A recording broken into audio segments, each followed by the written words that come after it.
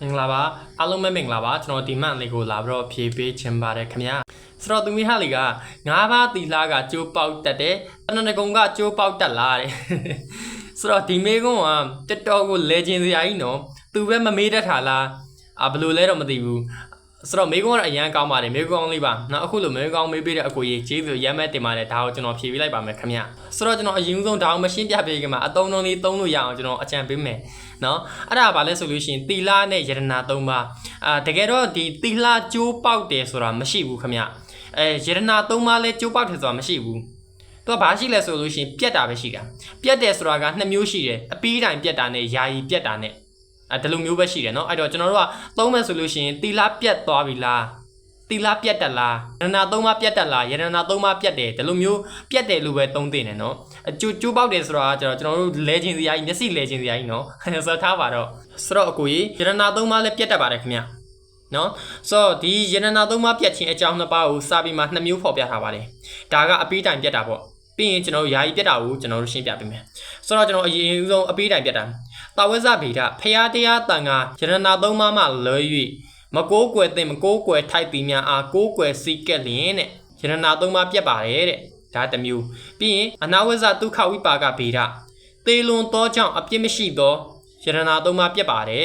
်ဆိုတော့ဒီလိုမျိုးဖော်ပြထားတယ်နော်ဆိုတော့ဒါနဲ့ပတ်သက်ပြီးကျွန်တော်နည်းနည်းရှင်းပြခြင်းသေးတယ်။ဘာကြောင့်လဲဆိုလို့ရှိရင်ဘာသာကြားတွေကတော့ကြာသူတို့စိတ်နဲ့နှိုင်းပြီးတော့လာပြီးသူတို့ရှုနဲ့လာပတ်မှာကြောက်လို့ဟဲ့နင်တို့ဖះကအတ္တကြီးတလားဘာဖြစ်တယ်ညာဖြစ်တယ်ဥဝနဲ့နော်လာပြီးတော့ပတ်မှာကြောက်လို့ဒီခါလေးပတ်လို့မရအောင်ဖြီထားခဲ့ဦးမယ်။ဆိုတော့အဲ့ဒါကဘာလဲဆိုလို့ရှိရင်ကျွန်တော်တို့ဒီတဏှာကုံပြရခြင်းအကြောင်း2ပါးမှာဆိုလို့ရှိရင်နံပါတ်1တာဝဇ္ဇဗေဒဖះတရားတန်ခါယရနာ3ပါးမှလွဲ၍မကိုးကွယ်သိမကိုးကွယ်ထိုက်တော်သူများအားကိုးကွယ်စိတ်ကက်လင်းနဲ့ယရနာ3ပါးပြတ်ပါတယ်ဆိုတာကနော်ဖျားဆိုတဲ့နေရာမှာကျွန်တော်မြတ်စွာဘုရားရှင်တဆူတဲ့ကိုပြောတာမဟုတ်ဘူးဒီလိုပြောလို့ဒီစကားကို attest လုပ်ပြီးတော့ကိုလိုရောကိုဆွဲထည့်မယ်မကြံနဲ့ဘာသာကြားတွေသူတို့ရဲ့အကြံစိုးအကျင့်စိုးလည်းသိလို့နော်ကြိုပြောရသေးတာနော်ဖျားဆိုတာဒီ ETP တော့ဘဂဝါဟန်တာမာတမ္ဗုဒ္ဓဆိုတဲ့ဂုံထူးကိုရရှိသူအဲ့တော့အဲ့ဒီဂုံထူးနဲ့အညီဘုံတော်အနန္တကံတော်အနန္တဉာဏ်တော်အနန္တသီလဂုံတမာတိဂုံပညာဂုံနဲ့ပြည့်စုံသောနော်အပူစွာထူးကိုခံတော်မူထိုက်သောအပြစ်ကင်းစင်တော်မူသောမြတ်စွာဘုရားရှင်လို့ပြောတာအဲ့တော့အဲ့ဒီလိုမြတ်စွာဘုရားရှင်တို့ဒီကျွန်တော်တို့ဒီအခုပွင့်တော်မူသောမြတ်စွာဘုရားရှင်အရှိမဂင်းကဝါလူသဲစုမကပွင့်တော်မူခဲ့သောမြတ်စွာဘုရားရှင်တို့ကိုအားနော်ရည်ညွှန်းကိုးကွယ်စိတ်ကပ်ခြင်းကိုပြောတာတကယ်လို့အဲ့ဒီလိုမျိုးဂုံတော်နဲ့မထိုက်တန်တဲ့သူကိုကိုးကွယ်စိတ်ကပ်မိလျင်ယရနာ၃ပါးပြတ်ပါတယ်လို့ပြောတာနော်အဲ့တော့ဖန်ဆင်းတဲ့ယုံနဲ့ဖျားဆိုတဲ့ဂုံတော်တက်ယူလို့မရဘူးနော်ဒါလာမျိုးကလည်းဒါတဲကွဲအောင်သိစေချင်တယ်ဒါဟာနားလေတက်စေချင်လို့ပြောတာနော်ထိခိုက်တိုက်ခိုက်လို့စိတ်မဟုတ်ဘူးဒါပေမဲ့ဒါနားလေစေချင်လို့ပြောပြတာပဲရှိတာနော်ပြီးရင်တရားဆိုတာဒီလေနိဗ္ဗာန်ရောက်ကြောင်းတရားလမ်းစဉ်မဟုတ်ရင်မှန်ကန်သောစစ်မှန်တဲ့တရားလမ်းစဉ်မဟုတ်ရင်မကိုးကွယ်သင့်မစည်းကပ်သင့်မကိုးကွယ်ထိုက်ဘူးလို့ပြောတာ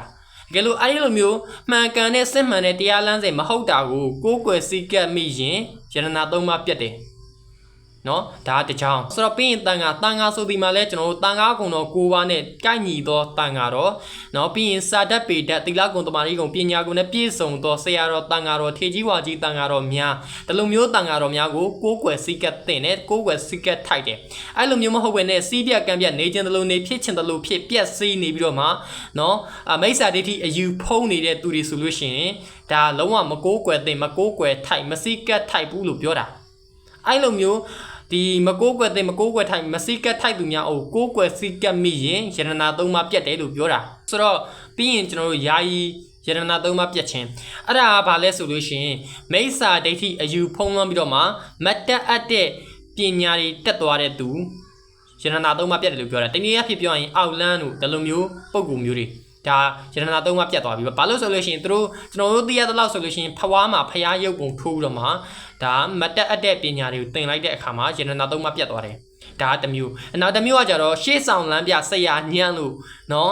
်မိစ္ဆာဒိဋ္ဌိအယူဖုံးလွှမ်းသွားတဲ့သူတွေဒါလည်းယရနာ၃ပါးပြတ်တာပဲ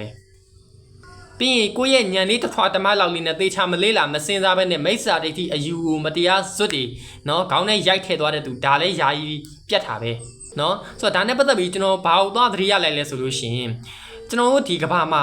ရှာလို့မရတဲ့ဘာနဲ့မှလဲလို့မရတဲ့ဖျားရတနာတရားရတနာတန်ခါရတနာဆိုတဲ့ဒီရတနာသုံးပါးကြောင်းမြတ်ရတနာထက်ပိုပြီးတန်ဖိုးကြီးအစင်းမြင့်တဲ့ရတနာသုံးပါးကိုလက်ထဲမှာကင်မိပေမဲ့မီယိုဖလာအစင်းလောင်းနဲ့အမှောင်ဘက်ကိုကူးသွားတဲ့သူတွေဖို့ကျွန်တော်တော်တော်